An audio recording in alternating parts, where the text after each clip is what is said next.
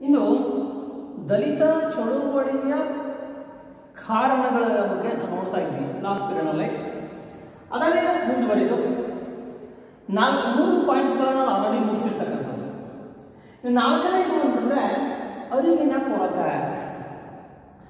ಅರಿವಿನ ಕೊರತೆ that means ದಲಿತ ಸಮುದಾಯಗಳಿಗೆ ಅಥವಾ ದಲಿತ ಸಮುದಾಯಗಳ ಮೇಲೆ ನಡೆಯುತ್ತಿರುವಂತಹ ದೌರ್ಜನ್ಯ ಅಂತಕ್ಕಂಥದ್ದಾಗಲಿ, ಶೋಷಣೆ ಅಂತಕ್ಕಂಥದ್ರ ಬಗ್ಗೆ ಆಗಲಿ, ಈ ಇರ್ತಕ್ಕಂತಹ ಒಂದು ದಲಿತ ಸಮುದಾಯಗಳಿಗೆ ಸಮಾಜದಲ್ಲಿ ಆಗ್ತಕ್ಕಂತಹ ದಲಿತ ಸಮುದಾಯಗಳ ಮೇಲೆ ಆಗ್ತಕ್ಕಂತಹ ಶೋಷಣೆ ದೌರ್ಜನ್ಯಗಳ ಬಗ್ಗೆ ದಲಿತ ಸಮುದಾಯಕ್ಕೆ ಹೇಗೆ ಇರ್ತಕ್ಕಂಥ ನಡೀತಾ ಇತ್ತು ಅನ್ನುವುದರ ಬಗ್ಗೆ ಅರಿವು ಅಂತಕ್ಕಂಥದ್ದಾಗಲಿ ತಿಳುವಳಿಕೆ ಇಲ್ಲದೆ ಇರುವಂಥದ್ದು.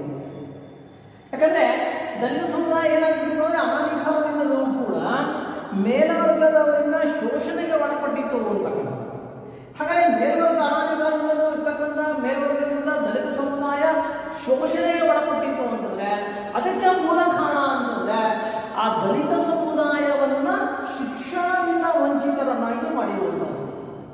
ಯಾಕಂದ್ರೆ ದಲಿತ ಸಮುದಾಯವನ್ನ ಮೇಲ್ವರ್ಗದಾಗಿರ್ತಕ್ಕಂಥ ಬ್ರಾಹ್ಮಣ ಆಗಿರ್ಬೋದು, ವೈಶ್ಯ ಆಗಿರ್ಬೋದು, ಬ್ರಾಹ್ಮಣ ಆಗಿರ್ಬೋದು, ಕ್ಷತ್ರಿಯ ಆಗಿರ್ಬೋದು, ವೈಶ್ಯ ಸಮುದಾಯ ಆಗಿರ್ಬೋದು, ಈ ಸಮುದಾಯಗಳು ಏನಾಗಿತ್ತು ಅಂತಂದ್ರೆ ಶೂದ್ರ ಸಮುದಾಯವನ್ನ ಸಂಪೂರ್ಣವಾಗಿ ಶಿಕ್ಷಣದಿಂದ ಅವರನ್ನ ಹೊರಗೆ ಇರ್ತಕ್ಕಂಥದ್ದಾಗಲಿ ಅವ್ರನ್ನ ವಂಚನೆ ಮಾಡಿದ್ರು. ವಂಚನೆ ದಟ್ ಮೀನ್ಸ್ ಶೂದ್ರ ಸಮುದಾಯಗಳಿಗೆ ಅಥವಾ ದಲಿತ ಸಮುದಾಯಗಳಿಗೆ ಶಿಕ್ಷಣವನ್ನ ನಿರಾಕರಿಸಿರ್ತಕ್ಕಂಥದ್ದು, ಅವರಿಗೆ ಕೊಡದೇ ಇರ್ತಕ್ಕಂಥದ್ದು.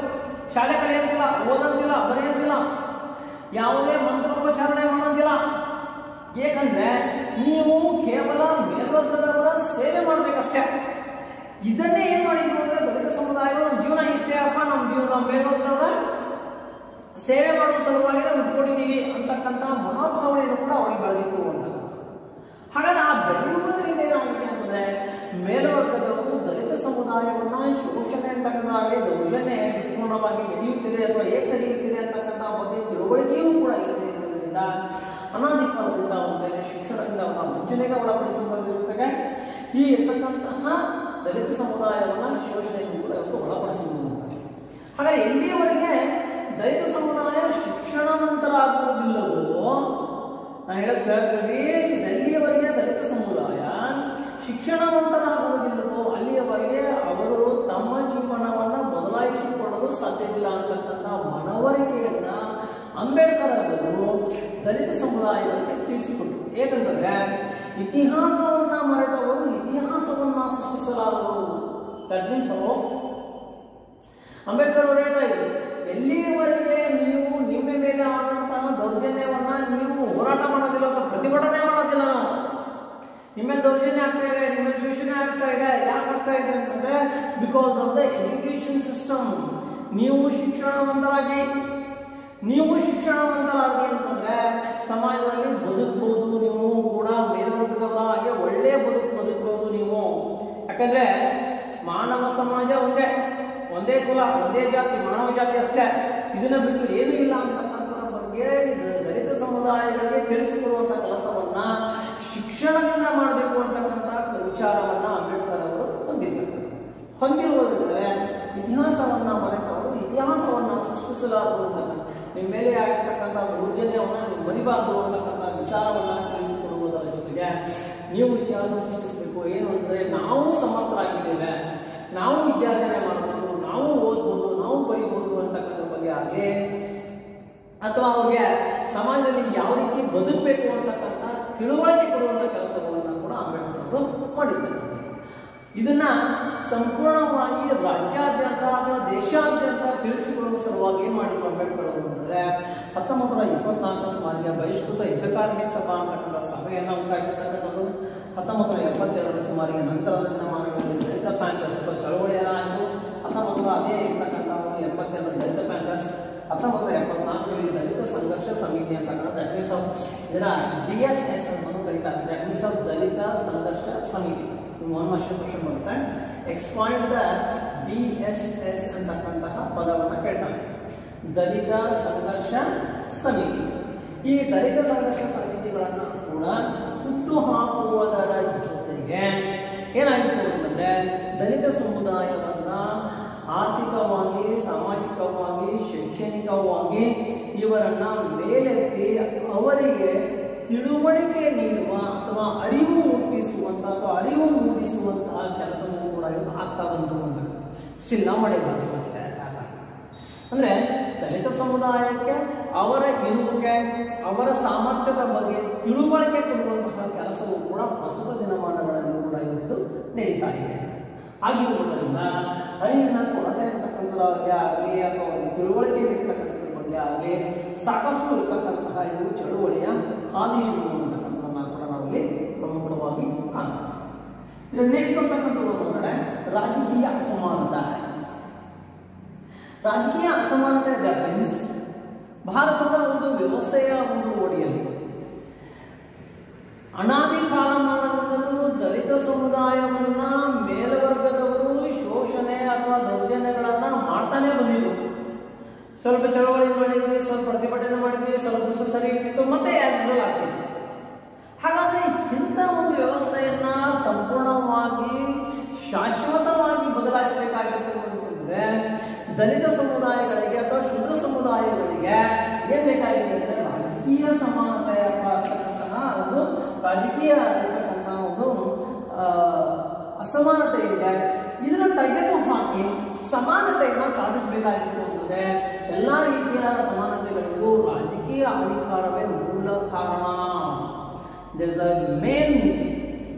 is the main point is that ರಾಜಕೀಯ ಅಧಿಕಾರವನ್ನ ದಲಿತ ಸಮುದಾಯದವರು ಹೊಂದಿದ್ರು ಅಂತಂದ್ರೆ ಆಟೋಮೆಟಿಕ್ ಆಗಿ ಎಲ್ಲಾ ರೀತಿಯಾಗಿರ್ತಕ್ಕಂತಹ ಅಸಮಾನತೆಯನ್ನ ಕೂಡ ಇವತ್ತು ನಾವು ತೆಗೆದುಹಾಕಬಹುದು ಅಂತಕ್ಕಂತಹ ಮನವರಿಕೆಯನ್ನ ಅಥವಾ ವಿಚಾರಗಳನ್ನ ದಲಿತ ಸಮುದಾಯ ಹೊಂದಿರುವುದರಿಂದ ಇರ್ತಕ್ಕಂತಹ ಒಂದು ರಾಜಕೀಯ ಅಧಿಕಾರವನ್ನ ಪಡೆಯುವ ಸಲುವಾಗಿ ಚಳುವಳಿಗಳು ಪ್ರಾರಂಭವಾದವು.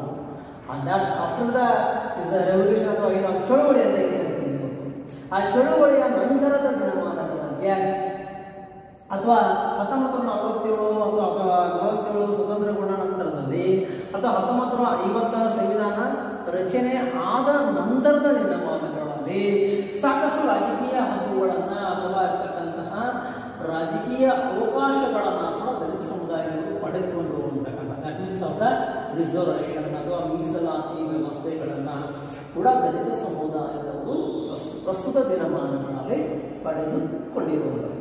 ಆಗಿರುವುದರಿಂದ ರಾಜಕೀಯ ಅಸಮಾನತೆಯನ್ನು ಕೂಡ ಹೋಗಲಾಡಿಸಿ ಸಮಾನತೆಯನ್ನು ಸಾಧಿಸಿದ್ವಿ ಅಂತಂದ್ರೆ ಎಲ್ಲಾ ರೀತಿಯಂತಹ ಆದಂತಹ ಅಸಮಾನತೆಯನ್ನು ಕೂಡ ನಾವು ತೆಗೆದುಹಾಕಲಾಗಿ ಅಂತಕ್ಕಂತಹ ಒಂದು ವಿಚಾರಗಳನ್ನು ಕೂಡ ದಲಿತ ಚಳುವಳಿಗಳ ಮೂಲಕ ಇವತ್ತು ಜನರಿಗೆ ತಿಳಿಸಿಕೊಡುವಂತಹ ಕೆಲಸವೂ ಕೂಡ ಇವತ್ತು ಪ್ರಸ್ತುತ ದಿನಮಾನಗಳಲ್ಲಿ ಆಗಿದೆ. ಆಗಿರುವುದರಿಂದ ರಾಜಕೀಯ ಅಸಮಾನತೆಗಳು ಕೂಡ ಏನಾಗಿದೆ ಧರಿಸಿರತಕ್ಕಂಥ ದಲಿತ ಚಳುವಳಿಯ ಮತ್ತೊಂದು ಕಾರಣ ಅಂತ ನಮಗೆ ಹೇಳ್ಬೋದು. ಇಷ್ಟಿದೆ. ಮತ್ತೆ ಮುಂದಿನ ಅಧ್ಯಯನವನ್ನು ಅಥವಾ ಮುಂದಿನ ಟಾಪಿಕನ್ನ ನಾನು ಮತ್ತೆ ದಲಿತರ ಮೇಲೆ ಆಗ್ತಕ್ಕಂತಹ ದೌರ್ಜನ್ಯ ಅಥವಾ ಶೋಷಣೆಗೆ ಕಾರಣಗಳು ಏನು ಅಂತಕ್ಕಂಥದ್ದು. ಯಾಕಂದ್ರೆ ಮೇಲ್ವರ್ಗದವರು ಕೆಳವರ್ಗದವರ ಜೊತೆಗೆ ಮಾಡುವಂತಹ ಶೋಷಣೆ ಅಂತಕ್ಕಂಥದ್ದು ಅಂದ್ರೆ ಹೆಚ್ಚಿನ ಪ್ರಮಾಣದಲ್ಲಿ ದುಡಿಸಿಕೊಂಡು ಕಡಿಮೆ ಕೂಲಿ ಕೊಡ್ತಕ್ಕಂಥದ್ದಾಗ್ಲಿ ಅಥವಾ ಅವ್ರನ್ನ ಸಮಾಜದ ಮುಖ್ಯವಾಹಿನಿಗೆ ಬರದೇ ಇರ್ತಕ್ಕಂಥದ್ದಾಗ್ಲಿ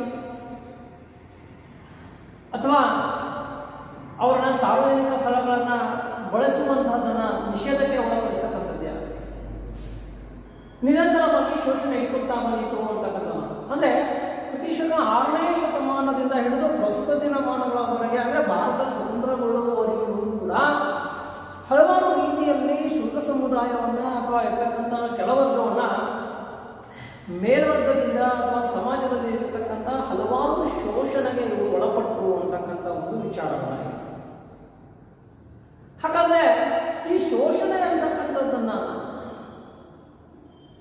ಕೆಳ ಸಮುದಾಯ ಅಥವಾ ಶೂದ್ರ ಸಮುದಾಯ ಅಥವಾ ದಲಿತ ಸಮುದಾಯ ಅಂತ ಏನು ನಾವು ಪರಿಗಣಿಸ್ತೀವಿ,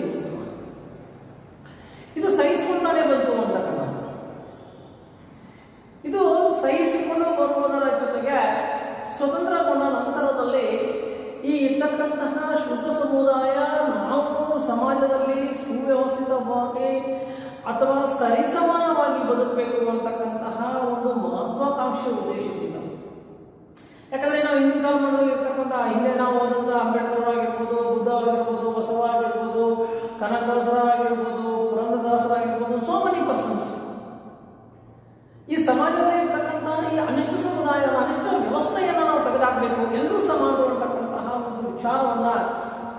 ಬುದ್ಧ, ಬಸವ, ಅಂಬೇಡ್ಕರ್, ಕನಕದಾಸರು ಹಲವಾರು ಇರ್ತಕ್ಕಂಥ ದಾಸರ ಒಂದು ವ್ಯವಸ್ಥೆಯಲ್ಲಿ ಅದು ಬೆಳೆದು ಅಂತಕ್ಕಂಥ ಅಥವಾ ಅದನ್ನು ನಾವು ತೆಗೆದುಹಾಕಬೇಕು ಅಂತಕ್ಕಂಥ ವಿಚಾರದಲ್ಲಿ ಅವರು ಫೈಟ್ ಮಾಡಿದ್ರು ಅಥವಾ ಹೋರಾಡಿದ್ರು ಅಂತಕ್ಕಂಥ ಆ ಹೋರಾಟ ಏನಾಯಿತು ಅಂತಂದ್ರೆ ಸ್ವತಂತ್ರಗೊಂಡ ನಂತರದ ದಿನಮಾನಗಳಲ್ಲಿಯೂ ಕೂಡ ಅಥವಾ ಸ್ವತಂತ್ರಗೊಳ್ಳುವ ಪೂರ್ವದಲ್ಲಿಯೂ ಕೂಡ ದಲಿತ ಸಮುದಾಯ ಹಲವು ಭಾರತದ ವಿಭಿನ್ನ ಸ್ಥಳಗಳಲ್ಲಿ ಮೇಲ್ವರ್ಗದವರ ಜೊತೆಗೆ ಹೋರಾಟವನ್ನು ಪ್ರಾರಂಭಿಸಿತು ಅಂತಕ್ಕಂಥ ನಾವು ಈಕ್ವಲ್ ಆಗಿದ್ದೀವಿ, ನಾವು ನಿಮಗೆ ಇದ್ದೀವಿ ಅಥವಾ ನಮಗೂ ಎಲ್ಲೂ ಬೇಕು ಅಂತಕ್ಕಂಥದ್ದಾಗಿ ಈ ವ್ಯವಸ್ಥೆಯನ್ನು ಪರಿಗಣಿಸಲುವಾಗಿ ಮೇಲ್ವರ್ಗದವರ ಜೊತೆಗೆ ಕೆಳವರ್ಗದವರು ಹೋರಾಟಕ್ಕೆ ನಿಂತರು, ಕೆಳವರ್ಗದವರು ಮೇಲ್ವರ್ಗದ ಜೊತೆಗೆ ಹೋರಾಟಕ್ಕೆ ನಿಂತರು. ಆ ಹೋರಾಟ ಏನಾಗಿದೆ ಅಂದರೆ ಭಾರತದ ವಿಭಿನ್ನ ಸ್ಥಳಗಳಲ್ಲಿ ನಡೆದಿರುವುದರಿಂದ ಆ ವಿಭಿನ್ನವಾದಂತಹ ಹೆಸರುಗಳಿಂದ ಅದನ್ನು ಕರೆದಿರ್ತಕ್ಕಂಥದ್ದು. ನಾವು ಸ್ವಲ್ಪ ನಾವಿರ್ತಕ್ಕಂಥ ಹೈಯಟ್ ಆಗಿರ್ತಕ್ಕಂಥ ವಿಚಾರಗಳನ್ನು ಕರ್ನಾಟಕದಲ್ಲಿ ನಾವು ದಲಿತ ಆಂದೋಲನ ಅಂತ ಕರೆದು, ಮಹಾರಾಷ್ಟ್ರದಲ್ಲಿ ಅಸ್ಪೃಶ್ಯತೆ ಆಂದೋಲನ ಅಂತ ಕರೆದು, ಅದನ್ನೇ ತಮಿಳುನಾಡಿನಲ್ಲಿ ಆದಿದ್ರಾವಿಡ ಅಂತ ಕರೆದು, ಕೇರಳದಲ್ಲಿ ಕೊಲ್ಲಯ್ಯ ಆಂದೋಲನ, ಪಂಜಾಬಲ್ಲಿ ಆದಿಧರ್ಮ ಆಂದೋಲನ, ಇದೇ ರೀತಿ ವಿಭಿನ್ನ ಹೆಸರುಗಳಿಂದ ಈ ದಲಿತ ಆಂದೋಲನ ಅಥವಾ ದಲಿತ ಚಳುವಳಿಗಳನ್ನು ಕರೆದುಕೊಳ್ಳುವಂಥ. ಹಾಗಾದರೆ ಇಂಥ ದಲಿತ ಚಳುವಳಿಯ ಒಂದು ಅಡಿಯಲ್ಲಿ ಇರತಕ್ಕಂತಹ ಒಂದು ವ್ಯವಸ್ಥೆಯಲ್ಲಿ ಭಾರತ ಸ್ವತಂತ್ರಗೊಂಡ ನಂತರದ ದಿನಮಾನಗಳಲ್ಲಿ ಏನಾದರೂ ಮಾಡಿ ಇರ್ತಕ್ಕಂಥ ದಲಿತ ಸಮುದಾಯವನ್ನ, ಶೂದ್ರ ಸಮುದಾಯವನ್ನ ಸಮಾಜದ ಮುಖ್ಯವಾಹಿನಿಗೆ ತರಲೇಬೇಕು ಎಂಬ ಮಹತ್ವಾಕಾಂಕ್ಷೆ ಉದ್ದೇಶಕ್ಕೆ ಅನುಗುಣವಾಗಿ ಏನಾಯಿತು ಇಲ್ಲಿ? ಯಾಕಂದ್ರೆ ಸಮಾಜದ ಮುಖ್ಯವಾಹಿನಿಗೆ ತರ್ತಕ್ಕಂಥ ಒಂದು ವಿಚಾರದಲ್ಲಿ ಸುಮ್ಮನೆ ಹಿಂದಿನ ಕಾಲದಲ್ಲಿ ಇರ್ತಕ್ಕಂಥ ಒಂದು ಬುದ್ಧ ಆಗಿರ್ಬೋದು, ಬಸವ ಆಗಿರ್ಬೋದು, ಅಥವಾ ಇರ್ತಕ್ಕಂಥ ಕನಕದಾಸರಾಗಿರ್ಬೋದು, ಸಾಕಷ್ಟು ಜನರು ಹೋರಾಟವನ್ನು ಮಾಡಿದ್ದು ಅದರ ಫಲಶ್ರುತಿಯಾಗಿ ಏನಾಗಬೇಕು ಅಂತಂದ್ರೆ ಸಂವಿಧಾನಾತ್ಮಕವಾಗಿರ್ತಕ್ಕಂತಹ ಒಂದು ಕ್ರಮಗಳನ್ನು ಕೈಗೊಳ್ಳಬೇಕು ಅಂತಕ್ಕಂತಹ ಒಂದು ವಿಚಾರದಲ್ಲಿ ಸಂವಿಧಾನಾತ್ಮಕ ಮಾನ್ಯತೆ ಕೊಡಬೇಕು ಅಂತಕ್ಕಂಥ ವಿಚಾರದಲ್ಲಿ ಈ ಇರ್ತಕ್ಕಂತಹ ದಲಿತ ಆಂದೋಲನಗಳು ಏನು ಮಾಡಿದ್ವು, ಇವುಗಳ ಮೇಲೆ ಕ್ರಮಗಳನ್ನು ಕೈಗೊಂಡು ದಲಿತ ಸಮುದಾಯಗಳಿಗೆ ಸಂವಿಧಾನಾತ್ಮಕವಾದಂತಹ ಅವಕಾಶಗಳನ್ನು ಕೊಡಬೇಕು ಎಂಬ ದೃಷ್ಟಿಯನ್ನು ಇಟ್ಟುಕೊಂಡು ಸಂವಿಧಾನಾತ್ಮಕವಾದಂತಹ ಹಲವಾರು ಕ್ರಮಗಳನ್ನು ಕೈಗೊಂಡು ಅಂತಕ್ಕಂಥ ಅದೇ ಸಂವಿಧಾನಾತ್ಮಕ ಕ್ರಮಗಳು. ಅವೇನಾಗಿದ್ದಾವೆ ಅಂತಕ್ಕಂಥ ಹಂತ ಹಂತವಾಗಿ ಒಂದೊಂದಾಗಿದೆ. ವಿದ್ಯಾರ್ಥಿಗಳೇ, ದಲಿತ ಚಳುವಳಿಯಲ್ಲಿ ಸಂವಿಧಾನಾತ್ಮಕ ಕ್ರಮಗಳನ್ನು ಒಂದೊಂದಾಗಿ ನೋಡೋಣ. ಭಾರತದ ಸಂವಿಧಾನದ ಆರ್ಟಿಕಲ್ ನಂಬರ್ ಅಥವಾ ವಿಧಿ 14ರ ಪ್ರಕಾರ ಕಾನೂನಿನ ಎದುರಿನಲ್ಲಿ ಎಲ್ಲರೂ ಸಮಾನರು ಅಂತಕ್ಕಂಥ, ಅಂದರೆ ಜಾತಿ ಭೇದ, ಮಹಿಳೆ ಪುರುಷ ಇದ್ಯಾವುದೂ ವ್ಯತ್ಯಾಸವಿಲ್ಲದೆ ಎಲ್ಲರೂ ಒಂದೇ ಅಂತಕ್ಕಂಥ ಮನೋಭಾವನೆಯನ್ನು ಸೂಚಿಸುವಂತಹ ಕೆಲಸವನ್ನು ಭಾರತದ ಸಂವಿಧಾನದ 14ನೆಯ ವಿಧಿ ತಿಳಿಸುತ್ತೆ. ಅಂದರೆ ಈ ಮೊದಲಿದ್ದಂಥ ಬ್ರಾಹ್ಮಣ, ವೈಶ್ಯ, ಕ್ಷತ್ರಿಯ, ಶೂದ್ರ ಅಂತಕ್ಕಂಥ ವರ್ಗವನ್ನು ತೆಗೆದುಹಾಕಿ ಕಾನೂನಿನ ಮುಂದೆ ಎಲ್ಲರೂ ಸರಿ ಸಮಾನರು.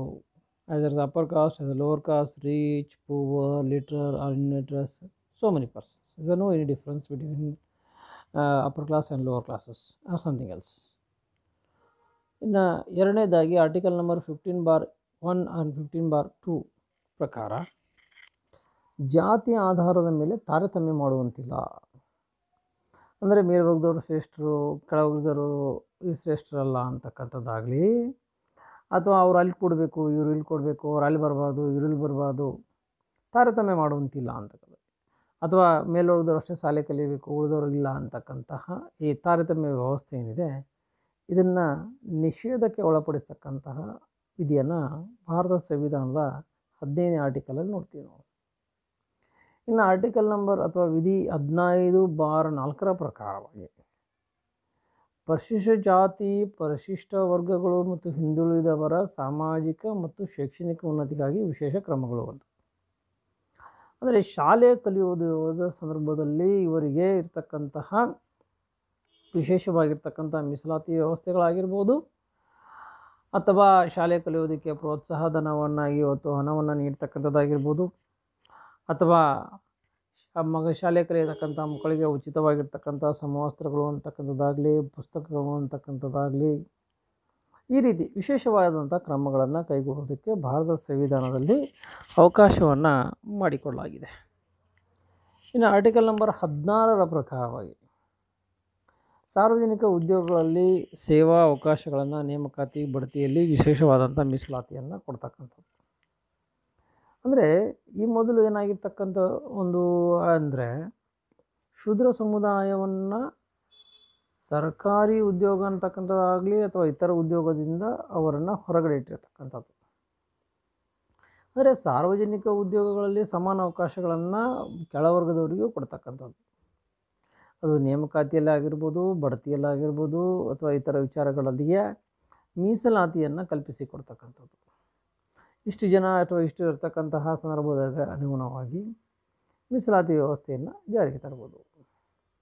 ಆರ್ಟಿಕಲ್ 17ರ ಪ್ರಕಾರವಾಗಿ ಅಸ್ಪೃಶ್ಯತೆಯನ್ನು ನಿವಾರಣೆ ಮಾಡುವುದು. ಯಾಕಂದರೆ ಅಸ್ಪೃಶ್ಯತೆಯನ್ನು ಆಚರಿಸುವಂತಹದ್ದನ್ನು ಸಂಪೂರ್ಣವಾಗಿ ಸಂವಿಧಾನಬದ್ಧವಾಗಿಯೇ ನಿಷೇಧಕ್ಕೆ ಒಳಪಡಿಸಲಾಗಿರ್ತಕ್ಕಂಥದ್ದು. ಅಂದರೆ ಅದರ ಆಚರಣೆ ಮಾಡ್ತಕ್ಕಂಥದ್ದಾಗಲಿ, ಅವರನ್ನು ಹೊರಗಡೆ ಇರ್ತಕ್ಕಂಥದ್ದಾಗಲಿ ಅಥವಾ ಅವ್ರ ಮೇಲೆ ಬೈತಕ್ಕಂಥದ್ದಾಗಲಿ ಇವುಗಳನ್ನು ಮಾಡುವಂತಿಲ್ಲ ಅಂತ. ಇನ್ನು ಆರ್ಟಿಕಲ್ ನಂಬರ್ 38ರ ಪ್ರಕಾರವಾಗಿ ಪ್ರಜಾ ಕಲ್ಯಾಣಕ್ಕಾಗಿ ರಾಜ್ಯ ಶ್ರಮಿಸುತ್ತಿರುವಂತಹ ಜೊತೆಗೆ ಸಂಪತ್ತಿನ ಅಸಮಾನ ಹಂಚಿಕೆ, ಸ್ಥಾನಮಾನಗಳ ಅವಕಾಶಗಳಲ್ಲಿ ಅಸಮಾನತೆಯನ್ನು ನಿವಾರಿಸುವ ನಿಟ್ಟಿನಲ್ಲಿ ರಾಜ್ಯ ಶ್ರಮಿಸಬೇಕು ಅಂತಕ್ಕಂಥ. ಅಂದರೆ ಕಲ್ಯಾಣಾತ್ಮಕ ಕಾರ್ಯಗಳನ್ನು ಮಾಡ್ತಕ್ಕಂಥ ಸಂದರ್ಭದಲ್ಲಿ ಅಸಮಾನತೆಯ ವ್ಯವಸ್ಥೆಯ ಅಡಿಯಲ್ಲಿ ಮಾಡುವಂತಿಲ್ಲ ಅಂತಕ್ಕಂಥ. ಅಂದರೆ ಪರಿಶಿಷ್ಟ ಜಾತಿ, ಪರಿಶಿಷ್ಟ ವರ್ಗದವರಿಗೆ ಕಲ್ಯಾಣ ಕಾರ್ಯಕ್ರಮಗಳನ್ನು ಇವತ್ತು ಪ್ರಮುಖವಾಗಿ ಮಾಡ್ತಕ್ಕಂಥದ್ದು. ಅಂದರೆ ಅವ್ರಿಗೆ ಉದ್ಯೋಗ ಅವಕಾಶಗಳನ್ನು ಕೊಡ್ತಕ್ಕಂಥದ್ದಾಗಲಿ, ಮನೆಗಳನ್ನು ಕಟ್ಟಿಕೊಡ್ತಕ್ಕಂಥದ್ದಾಗಲಿ, ಉಚಿತವಾದಂಥ ಆಹಾರ ಪೂರೈಕೆ ಮಾಡ್ತಕ್ಕಂಥದ್ದಾಗಲಿ, ಇವೆಲ್ಲ ಕಲ್ಯಾಣ ಕಾರ್ಯಗಳಲ್ಲಿ ಬರ್ತಾವೆ. ಇವುಗಳನ್ನು ಪ್ರಮುಖವಾಗಿ ಇವತ್ತು ಸಂವಿಧಾನಬದ್ಧವಾಗಿ ಮಾಡಿಕೊಳ್ತಕ್ಕಂಥದ್ದು. ಇನ್ನು ಆರ್ಟಿಕಲ್ ನಂಬರ್ 39ರ ಪ್ರಕಾರಕ್ಕೆ ಅನುಗುಣವಾಗಿ ನಾವು ನೋಡಿದ್ವಿ ಅಂದರೆ ಜೀವನ ಮಾರ್ಗಗಳನ್ನು ಕಲ್ಪಿಸುವ ನಿಟ್ಟಿನಲ್ಲಿ ರಾಜ್ಯ ಸರ್ಕಾರ ಸರಿಯಾದ ಕ್ರಮಗಳನ್ನು ಕೈಗೊಳ್ಳುವುದು. ಹಿಂದೆ ಅವ್ರ ಮೇಲೆ ಮಾಡ್ತಕ್ಕಂಥ ಅಮಾನವೀಯ ಕೃತ್ಯಗಳನ್ನು ಸಂಪೂರ್ಣವಾಗಿ ರಾಜ್ಯ ಸರ್ಕಾರಗಳು ಕ್ರಮಗಳನ್ನು ಕೈಗೊಂಡು ಅವುಗಳನ್ನು ಸಂಪೂರ್ಣವಾಗಿ ನಿಷೇಧಿಸುವುದು. ಅವ್ರಿಗೆ ಇರ್ತಕ್ಕಂಥ ಅನಿಷ್ಟ ಸಂಪ್ರದಾಯಗಳೇನಿದ್ವು ಅವುಗಳನ್ನೆಲ್ಲವನ್ನು ತೆಗೆದುಹಾಕಿ ಒಂದು ವ್ಯವಸ್ಥಿತ ಜೀವನ ನಡೆಸುವುದಕ್ಕೆ ಅವರಿಗೆ ಅವಕಾಶಗಳನ್ನು ಕಲ್ಪಿಸಿಕೊಡುವುದು. ಇನ್ನು ಆರ್ಟಿಕಲ್ ನಂಬರ್ 46ರ ಪ್ರಕಾರವಾಗಿ ಪರಿಶಿಷ್ಟ ಜಾತಿ, ಪರಿಶಿಷ್ಟ ವರ್ಗಗಳಿಗೆ ಶೈಕ್ಷಣಿಕ ಮತ್ತು ಆರ್ಥಿಕ ಹಿತಾಸಕ್ತಿ ಕಾಪಾಡಲು ಸಾಮಾಜಿಕ ಸಮಾನತೆ ಹಾಗೂ ಎಲ್ಲ ರೀತಿಯ ಶೋಷಣೆಗಳನ್ನು ತಡೆಗಟ್ಟುವುದು. ಶಾಲೆ ಕಲಿಯುವುದನ್ನು ನಿರಾಕರಿಸಿರುವುದನ್ನು ಸಂಪೂರ್ಣವಾಗಿ ತೆಗೆದುಹಾಕಿ ಶಾಲೆ ಕಲಿಯೋದಕ್ಕೆ ಮುಕ್ತ ಅವಕಾಶ ಕೊಡುವುದು. ಆರ್ಥಿಕ ಹಿತಾಸಕ್ತಿಗಳನ್ನು ಕಾಪಾಡೋ ಸಲುವಾಗಿ ಅವ್ರಿಗೆ ಯಾವುದೇ ರೀತಿಯಾದಂಥ ಸ್ವಂತ ಉದ್ಯೋಗವನ್ನು ಮಾಡೋದಕ್ಕೆ ಅವಕಾಶ ಕೊಡ್ತಕ್ಕಂಥದ್ದು. ಅವ್ರ ಮೇಲೆ ಆಗ್ತಕ್ಕಂಥ ಶೋಷಣೆಯನ್ನು ಸಂಪೂರ್ಣವಾಗಿ ತಡೆಗಟ್ಟುವುದು. ಇನ್ನು ಆರ್ಟಿಕಲ್ ನಂಬರ್ 243D ಹಾಗೂ 243T ಪ್ರಕಾರ ಸ್ಥಳೀಯ ಸರ್ಕಾರಗಳಂದರೆ ವಿದ್ಯಾರ್ಥಿಗಳ ತಲೆಯಲ್ಲಿಟ್ಕೋರಿ. ಸ್ಥಳೀಯ ಸರ್ಕಾರಗಳು ಅಂತಂದ್ರೆ ಏನು ನಾವು ಇವತ್ತು ಗ್ರಾಮ ಪಂಚಾಯಿತಿ, ತಾಲೂಕು ಪಂಚಾಯಿತಿ, ಜಿಲ್ಲಾ ಪಂಚಾಯಿತಿ ಅಂತ ಕರಿತೀವಿ. ಹಾಗೂ ನಗರಸಭೆ ಹಾಗೂ ಮಹಾನಗರ ಪಾಲಿಕೆ ಆಗಿರ್ತಕ್ಕಂಥದ್ದಾಗಲಿ ಇವುಗಳನ್ನು ನಾವು ಸ್ಥಳೀಯ ಸರ್ಕಾರಗಳು ಅಂತ ಕರಿತೀವಿ. ಈ ಸ್ಥಳೀಯ ಸರ್ಕಾರಗಳಲ್ಲಿ ಪರಿಶಿಷ್ಟ ಜಾತಿ, ಪರಿಶಿಷ್ಟ ವರ್ಗದವರಿಗೆ ವಿಶೇಷವಾಗಿರ್ತಕ್ಕಂತಹದ್ದಾಗಲಿ ಅಥವಾ ವಿಶೇಷವಾದಂತಹ ಸ್ಥಾನಗಳನ್ನು ಮೀಸಲಾಗಿರಿಸುವುದು ಅಂತ. ಅಂದರೆ ಪ್ರಸ್ತುತ ದಿನಮಾನಗಳಲ್ಲಿ ನೋಡಿದ್ವಿ ಅಂತಂದರೆ 3ರಲ್ಲಿ 1 ಸ್ಥಾನವನ್ನು ಪರಿಶಿಷ್ಟ ವರ್ಗದವರಿಗೆ, 3ರಲ್ಲಿ 1 ಸ್ಥಾನ ಪರಿಶಿಷ್ಟ ಜಾತಿಯವರಿಗೆ ಈ ಎಲ್ಲ ಸ್ಥಳೀಯ ಸರ್ಕಾರಗಳಲ್ಲಿ ರಾಜಕೀಯ ವಿಚಾರಗಳಲ್ಲಿ ಮೀಸಲಾತಿ ವ್ಯವಸ್ಥೆಯನ್ನು ಕಲ್ಪಿಸಿಕೊಳ್ಳಲಾಗಿದೆ. ಅಂದರೆ 10 ಸ್ಥಾನ ಇದ್ದು ಅಂದರೆ ಅವ್ರಿಗೆ 3 ಸ್ಥಾನ ಪರಿಶಿಷ್ಟ ಜಾತಿಯವ್ರಿಗೆ ಬರುತ್ತೆ, 3 ಸ್ಥಾನ ಪರಿಶಿಷ್ಟ ಪಂಗಡದವ್ರಿಗೆ ಬರುತ್ತೆ, 3 ಸ್ಥಾನ ಜನರಲ್ ಮೆರಿಟ್ದವ್ರಿಗೆ ಹೋಗುತ್ತೆ ಅಂತ. ಅಂದರೆ ಪರಿಶಿಷ್ಟ ಜಾತಿ, ಪರಿಶಿಷ್ಟ ವರ್ಗವನ್ನು ರಾಜಕೀಯವಾಗಿ ಬಲಪಡಿಸುವ ಸಲುವಾಗಿ ರಾಜಕೀಯ ಮೀಸಲಾತಿ ವ್ಯವಸ್ಥೆಯನ್ನು ಕಲ್ಪಿಸಿಕೊಡ್ತಕ್ಕಂಥದ್ದನ್ನು ಕೂಡ ಪ್ರಸ್ತುತ ದಿನಮಾನಗಳಲ್ಲಿ ಆಗಿರುವಂಥದ್ದು. ಇದು ಶಾಸನೀಯ ಇರತಕ್ಕಂತಹ ಕ್ರಮಗಳು ಅಂತ. ಹಾಗೂ ಮುಂದುವರೆದು ಆರ್ಟಿಕಲ್ 330 ಹಾಗೂ 332 ಪ್ರಕಾರವಾಗಿ ಲೋಕಸಭೆ ಮತ್ತು ರಾಜ್ಯಸಭೆಗಳಲ್ಲಿ ಸ್ಥಾನಗಳನ್ನು ಮೀಸಲಾತಿ ವ್ಯವಸ್ಥೆಯನ್ನು ಕಲ್ಪಿಸುವುದು. ಪ್ರೆಸೆಂಟ್ ಕಂಡೀಷನ್ ಇವತ್ತು ಲೋಕಸಭೆ ಆಗಿರ್ಬೋದು, ಎಲ್ಲ ರಾಜ್ಯಗಳ ವಿಧಾನಸಭೆಗಳಲ್ಲಿ ಇವತ್ತು ಪ್ರಮುಖವಾಗಿ ಮೀಸಲಾತಿ ವ್ಯವಸ್ಥೆಯನ್ನು ಕಲ್ಪಿಸಿಕೊಡಲಾಗಿದೆ. ಆಗಿರೋದ್ರಿಂದ ಹಲವಾರು ಸಾಕಷ್ಟು ಇರ್ತಕ್ಕಂತಹ ಒಂದು ಪರಿಶಿಷ್ಟ ಜಾತಿ ಪರಿಶಿಷ್ಟ ವರ್ಗದ ಸಮುದಾಯದವರು ಇಂದು ರಾಜ್ಯ ವಿಧಾನಸಭೆಯಲ್ಲಿ ಅಥವಾ ನಾವು ಇವತ್ತು MLA ಅಂತ ಕರಿತೀವಿ ಅಥವಾ ರಾಜ್ಯ ವಿಧಾನಸಭೆ ಸದಸ್ಯರು ಅಂತ ಏನು ಕರಿತೀವಿ, ಸಾಕಷ್ಟು ಜನ ಇವತ್ತು ಪರಿಶಿಷ್ಟ ಜಾತಿಯವರು ಪರಿಶಿಷ್ಟ ವರ್ಗದವರು ವಿಧಾನಸಭೆ ಸದಸ್ಯರೂ ಆಗಿದ್ದಾರೆ. ಅದೇ ರೀತಿ ಲೋಕಸಭೆಯಲ್ಲೂ ಸದಸ್ಯರಾಗಿದ್ದಾರೆ. ಈ ಸ್ಥಾನಗಳನ್ನು ಮೀಸಲಾಗಿಡುವುದರಿಂದ ಅವರಿಗೆ ಒಂದು ಮುಕ್ತ ಅವಕಾಶ ದೊರೆಯುತ್ತೆ ಅಂತಕ್ಕಂಥದ್ದನ್ನು ನಾವು ಪ್ರಮುಖವಾಗಿ ಇಲ್ಲಿ ಕಾಣ್ತಕ್ಕಂಥ ಆಗಿರೋದ್ರಿಂದನೇ ಆರ್ಟಿಕಲ್ ನಂಬರ್ 330, 332 ಪ್ರಕಾರ ಲೋಕಸಭೆ ಹಾಗೂ ರಾಜ್ಯ ವಿಧಾನಸಭೆಗಳಲ್ಲಿ ಪರಿಶಿಷ್ಟ ಜಾತಿ ಪರಿಶಿಷ್ಟ ವರ್ಗದವರಿಗೆ ಸ್ಥಾನಗಳನ್ನು ಮೀಸಲಾತಿ ಅಥವಾ ಮೀಸಲಾಗಿ ಇರ್ತಕ್ಕಂಥದ್ದನ್ನು ಕೂಡ ನಾವು ಪ್ರಮುಖವಾಗಿ ಇದರಲ್ಲಿ ಇವತ್ತು ಕಾಣ್ತೀವಿ. ಇನ್ನು ಎರಡನೇದಾಗಿ ಶಾಸನೀಯ ಕ್ರಮಗಳು ಅಂತಕ್ಕಂಥದ್ದು. ಎರಡನೇದು ಬರ್ತಕ್ಕಂಥದ್ದು ಶಾಸನೀಯ ಕ್ರಮಗಳು ಅಂತಕ್ಕಂಥದ್ದು. ಶಾಸನೀಯ ಕ್ರಮಗಳು ಮೀನ್ಸ್ ಸಂವಿಧಾನಾತ್ಮಕವಾಗಿ ತೆಗೆದುಕೊಂಡಂತಹ ಶಾಸನೀಯ ಕ್ರಮಗಳು ಏನಾಗಿದ್ದಾವೆ ಅಂದ್ರೆ ಶಾಸನೀಯ ವಿಚಾರದಲ್ಲಿ ನಾಗರಿಕ ಹಕ್ಕುಗಳ ರಕ್ಷಣಾ ಕಾಯ್ದೆ ಅಂತಕ್ಕಂಥದ್ದನ್ನ 1955ರ ಸುಮಾರಿಗೆ ಸಂವಿಧಾನದಲ್ಲಿ ಇದನ್ನು ಅಳವಡಿಸಲಾಗಿತ್ತು. ಏನು ಅಂತಂದ್ರೆ ಮೇಲ್ವರ್ಗದವರು ಕೆಳವರ್ಗದವರನ್ನ ಯಾವುದೇ ರೀತಿ ಶೋಷಣೆ ಮಾಡುವಂತಿಲ್ಲ. ಅದನ್ನ ಏನಂತಕ್ಕಂದ್ರೆ ನಾಗರಿಕ ಹಕ್ಕುಗಳ ರಕ್ಷಣಾ ಕಾಯ್ದೆ ಅಂತಕ್ಕಂಥದ್ದನ್ನ ಕರೆದಿರುವಂತಕ್ಕಂಥ. ಹಾಗಾದ್ರೆ ಈ ಮೊದಲು ಇರ್ತಕ್ಕಂಥ ಒಂದು ವಿಚಾರದಲ್ಲಿ ಈ ಕ್ರಮಗಳನ್ನ ಕೈಗೊಂಡು 1955 ಇದರ ಮುಂಚೆ ಈ ಹಿಂದೆ ಇದ್ದಂತ ಅಸ್ಪೃಶ್ಯತೆ ಆಚರಣೆ ಕಾಯ್ದೆ ಅಂತಕ್ಕಂಥದ್ದು ಏನಿತ್ತು, ಇದನ್ನ ಏನ್ ಮಾಡಿದ್ರು ಅಂದ್ರೆ ನಾಗರಿಕ ಹಕ್ಕುಗಳ ರಕ್ಷಣಾ ಕಾಯ್ದೆ ಎಂದು ತಿದ್ದುಪಡಿಯನ್ನ ಮಾಡಲಾಯಿತು. ಏನ್ ಡಿಫ್ರೆನ್ಸ್ ಆಯಿತು, ಏನ್ ವ್ಯತ್ಯಾಸ ಆಯಿತು? ಈ ಮೊದಲು ಇದ್ದಂತ ಏನಾಗಿದೆ ಅಸ್ಪೃಶ್ಯತೆ ಆಚರಣೆ ಅಪರಾಧ ಕಾಯ್ದೆ ಅಂತಕ್ಕಂಥದ್ದು ಏನಿತ್ತು, ಏನು 1955ರಲ್ಲಿ ಈ ಹಿಂದೆ ಇದ್ದಂತ ಅಸ್ಪೃಶ್ಯತೆ ಆಚರಣೆ ಕಾಯ್ದೆ ಎಂದು ಏನಿತ್ತು, ಇದನ್ನ 1955 ಜಾರಿಗೆ ತಂದಿದ್ರು. ಅದನ್ನ 1974ರ ಸುಮಾರಿಗೆ ಮಾಡಿದ್ರೆ ತಿದ್ದುಪಡಿಯನ್ನ ತೆಗೆದುಕೊಂಡು ಬರುವುದರ ಜೊತೆಗೆ ಇದನ್ನ ನಾಗರಿಕ ಹಕ್ಕುಗಳ ರಕ್ಷಣಾ ಕಾಯ್ದೆ ಎಂದು ಮಾಡಲಾಯಿತು. ಏನಾಯಿತು ಇಲ್ಲಿ ಡಿಫ್ರೆನ್ಸಿಯೇಷನ್ ಅನ್ನತಕ್ಕಂಥ ವಿಚಾರವನ್ನ ನಾವು ನೋಡಬೇಕಾಗುತ್ತೇವೆ. ಮೊದಲು ಏನಾಗಿತ್ತು ಅಂದ್ರೆ ಮ್ಯಾಲೆ ಇರ್ತಕ್ಕಂಥ ಒಂದು ಶೂದ್ರ ಸಮುದಾಯವನ್ನ ಹೀಯಾಳಿಸುವಂತಿಲ್ಲ ಅಂತಕ್ಕಂಥ ಪದವನ್ನು ಮಾತ್ರ ಬಳಸಿಕೊಂಡು ಅದನ್ನು ಸೇರಿಸಿ ಪಡ ಮಾಡಲ್ಪಟ್ಟಿದೆ. ಅವಕಾಶಗಳಿಂದ ವಂಚನೆ ಮಾಡಲಾಯಿತು. ಆದರೆ 1976ರ ಸುಮಾರಿಗೆ ಏನಾಯಿತು ಅಂತಂದ್ರೆ ಶೂದ್ರ ಸಮುದಾಯಗಳಿಗೆ ಸಾರ್ವಜನಿಕವಾಗಿ ಇರ್ತಕ್ಕಂಥ ಪ್ರವೇಶವನ್ನ ನಿರಾಕರಿಸುವಂತಿಲ್ಲ. ಅವ್ರು ಯಾವುದೇ ಸ್ಥಳಗಳಲ್ಲಿ ಯಾವುದೇ ಸಂದರ್ಭದಲ್ಲಿ ಅವರು ಅಡ್ಡಾಡಬಹುದು. ಸಾರ್ವಜನಿಕ ಸ್ಥಳಗಳಾಗಿರ್ತಕ್ಕಂಥ ಕೆರೆ, ಬಾವಿಯ ಚಲನಚಿತ್ರ ಮಂದಿರಗಳಾಗಿರ್ಬೋದು ಅಥವಾ ಯಾವುದೇ ಸ್ಕೂಲು, ಶಾಲೆ, ಕಾಲೇಜುಗಳಲ್ಲಾಗಿರ್ಬೋದು ಮುಕ್ತ ಅವಕಾಶ ದೊರೆಯಬೇಕು ಅಂತಕ್ಕಂಥ ವಿಚಾರಗಳನ್ನ ಇವತ್ತು ಬಳಕೆಯನ್ನ 1976ರಲ್ಲಿ ಸಂವಿಧಾನಕ್ಕೆ ಸೇರ್ಪಡೆಯನ್ನ ಮಾಡಲಾಯಿತು ಅಂತ. ಹಾಗೂ ಅದೇ 1976 ಸುಮಾರಿಗೆ ಇರ್ತಕ್ಕಂಥ ಸಾರ್ವಜನಿಕ ಸ್ಥಳ, ಪೂಜಾ ಸ್ಥಳಗಳನ್ನ ಪ್ರವೇಶವನ್ನ ಮಾಡಬಹುದು, ಇಲ್ಲಿ ನಿರ್ಬಂಧವನ್ನ ವಿಧಿಸುತ್ತಿಲ್ಲ. ಹಾಗೂ ಇದಕ್ಕೆ ಏನ್ ಸೇರಿಸಿದ್ದು ಮತ್ತೊಂದು ಕೆಲವೊಂದು ಅಂಶಗಳನ್ನು ಅಂತಂದ್ರೆ, ಒಂದು ವೇಳೆ ಸಾಮಾಜಿಕ ವ್ಯವಸ್ಥೆಯ ಒಂದು ಅಡಿಯಲ್ಲಿ ಅಸ್ಪೃಶ್ಯತೆಯನ್ನ ಅಥವಾ ಆಚರಣೆಯನ್ನ ಮಾಡಿದ್ರು, ಅಸ್ಪೃಶ್ಯತೆಯನ್ನ ಆಚರಣೆ ಮಾಡಿದ್ದಾರೆ, ಅಸ್ಪೃಶ್ಯತೆಯನ್ನ ನೀವು ಆಚರಣೆ ಮಾಡಿದ್ರೆ ಅಂದ್ರೆ ಆಚರಣೆ ಮೀನ್ಸ್ ಬೈದ್ರಿ ಅಂದ್ರೆ ಅದು ಜಾತಿ ನಿಂದನೆ ಮಾಡಿದ್ರೆ ಅಂದ್ರೆ ಅವ್ರ ಜಾತಿಗೆ ಅನುಗುಣವಾಗಿ ನೀವು ಬೈದ್ರಿ ಅಂತಂದ್ರೆ ಅವ್ಯಾಚ್ಯ ಶಬ್ದಗಳನ್ನ ಬಳಸಿದ್ರಿ ಅಂತಂದ್ರೆ ಆ ಒಂದು ನಿಯಮ ಅದು 1976ರ ನಿಯಮಾವಳಿಯ ಪ್ರಕಾರ ನಿಮ್ಮನ್ನ ಅಥವಾ ಬೈದವರನ್ನ ಅಥವಾ ಅಸ್ಪೃಶ್ಯರನ್ನ ಹೀಯಾಳಿಸಿದವರನ್ನ ಅಥವಾ ಅವರನ್ನ ನಿಂದಿಸಿದವರನ್ನ ಏನಾಗುತ್ತದೆ, ಸಾರ್ವಜನಿಕ ಇರತಕ್ಕಂಥ ವ್ಯವಸ್ಥೆಯ ಒಂದು ಅಡಿಯಲ್ಲಿ ಅಥವಾ ನಾಗರಿಕ ಹಕ್ಕುಗಳ ರಕ್ಷಣಾ ಕಾಯ್ದೆಯ ಒಂದು ಅಡಿಯಲ್ಲಿ ಅವರನ್ನ ಬಂಧಿಸಲಾಗಿದ್ದ ಕಟ್ಟವಾದಂತಹ ಅತ್ಯಂತ ಕಠಿಣವಾದಂತಹ ನಿಯಮಾವಳಿಗಳನ್ನು ಜಾರಿಗೆ ತಂದರು. ಇದರಿಂದ ಏನಾಯಿತು ಬೆನಿಫಿಟ್ ಒಂದು ವಿಚಾರವನ್ನ ನಾವು ನೋಡಬೇಕಾಗುತ್ತೆ. ಈ ಮೊದಲು ಅಸ್ಪೃಶ್ಯ ಸಮುದಾಯವನ್ನ ಮೇಲ್ವರ್ಗದವರು ಏನು ಬೈತಾ ಇದ್ರು ಅಥವಾ ಇರ್ತಕ್ಕಂಥ ಬ್ರಾಹ್ಮಣ ಆಗಿರ್ಬೋದು, ಕ್ಷತ್ರಿಯ ಆಗಿರ್ಬೋದು, ವೈಶ್ಯ ಸಮುದಾಯದವರು ಶುದ್ಧ ಸಮುದಾಯವನ್ನು ಏನು ಬೈತಾ ಇದ್ರು, ಇದನ್ನ ತಪ್ಪಿಸುವಂತಹ ಕೆಲಸವನ್ನ ನಾವು 1976ರ ಕಾಯ್ದೆಯಲ್ಲಿ ನಾವು ಪರಿಗಣಿಸಿಕೊಳ್ತೀವಿ. ನಮಗೆ ಯಾಕಂತಂದ್ರೆ ಅಕಸ್ಮಾತ್ ನೀವು ಅಸ್ಪೃಶ್ಯ ಸಮುದಾಯವನ್ನ ಬೈದ್ರಿ, ಅವ್ಯಾಚ್ಯ ಶಬ್ದಗಳಿಂದ ಬೈದ್ರಿ, ನಿಂದಿಸಿದ್ರಿ, ಅವ್ರನ್ನ ಪೂಜಾ ಸ್ಥಳಗಳಿಂದ ಸಾರ್ವಜನಿಕ ಸ್ಥಳಗಳಿಂದ ಅವರನ್ನ ದೂರ ಇಟ್ರಿ, ಅವ್ರು ಬರಬೇಡ್ರಿ ಅಂತಕ್ಕಂಥ ನಿರ್ಬಂಧವನ್ನು ಹೇರಿದ್ರಿ. ಇಂತಹ ನಿರ್ಬಂಧವನ್ನು ತೆರವುಗೊಳಿಸತಕ್ಕಂಥ ಕಾಯ್ದೆಯನ್ನು 1976 ಸುಮಾರಿಗೆ ಕಟ್ಟುನಿಟ್ಟಾಗಿ ಪ್ರಸ್ತುತ ದಿನಮಾನಗಳಲ್ಲಿ ಜಾರಿಗೆ ತರಲಾಗಿದೆ. ಯಾಕಂದ್ರೆ ಇದರಿಂದ ಏನಾಯಿತು ಬೆನಿಫಿಟ್ ಅಂತಕ್ಕಂಥ ವಿಚಾರ ನೋಡ್ತೀವಿ ಅಂದ್ರೆ, ಪ್ರಸ್ತುತ ದಿನಮಾನಗಳಲ್ಲಿ ಶೂದ್ರ ಸಮುದಾಯದವರು ಸಾರ್ವಜನಿಕ ಸ್ಥಳಗಳಾಗಿರ್ಬೋದು, ಪೂಜಾ ಸ್ಥಳಗಳಾಗಿರ್ಬೋದು, ಅಥವಾ ಇರ್ತಕ್ಕಂಥ ಶಾಲೆ ಕಾಲೇಜುಗಳಲ್ಲಿ ಆಗಿರ್ತಕ್ಕಂಥದ್ದಾಗಿರ್ಬೋದು, ಕೆರೆಯ ಬಾವಿಗಳಲ್ಲಾಗಿರ್ಬೋದು, ಅವುಗಳನ್ನ ಬಳಕೆ ಮಾಡ್ತಕ್ಕಂಥದ್ದಾಗಿರ್ಬೋದು, ಹೋಟೆಲ್ಗಳಲ್ಲಿ ಬಳಕೆ ಮಾಡ್ತಕ್ಕಂಥದ್ದಾಗಿರ್ಬೋದು, ಇವೆಲ್ಲ ಜಾಗಗಳಲ್ಲಿ ಸಂಪೂರ್ಣವಾಗಿ ಮುಕ್ತ ಅವಕಾಶ ಸಿಗುವುದರ ಜೊತೆಗೆ ಪ್ರಸ್ತುತ ದಿನಮಾನಗಳಲ್ಲಿ ಶೂದ್ರ ಸಮುದಾಯವನ್ನು ಕೂಡ ಮೇಲ್ವರ್ಗದವರ ಜೊತೆಗೆ ಇವತ್ತು ಬೆಳೀತಕ್ಕಂಥದ್ದನ್ನ ಪ್ರಸ್ತುತ ದಿನಮಾನಗಳಲ್ಲಿ ಕಾಣ್ತಾ ಇದ್ದೀವಿ ಅಂತಕ್ಕಂಥದ್ದನ್ನ ಕೂಡ ನಾವು ನೋಡ್ಬೋದು. ಮುಂದಿನ ಮತ್ತೆ ಮುಂದಿನ ನಮಗೆ ತಿಳಿಸ್ಬೋದು.